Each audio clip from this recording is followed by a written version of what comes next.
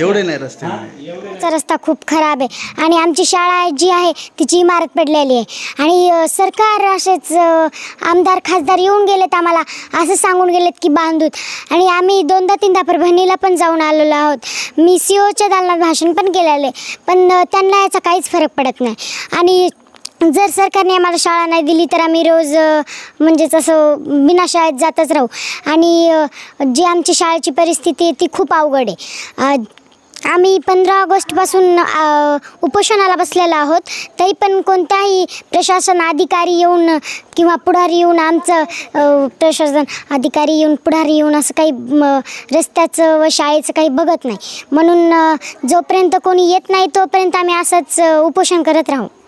बरं, तुझे जसे हाल होत आहेत आता त्या लोकप्रतिनिधी जे आहेत त्यांना सुद्धा लेकरं आहेत, त्यांना मस्त गाड्या आहेत फिरायला, तुला रस्ता सुद्धा नाही द्यायला, काय सांगशील?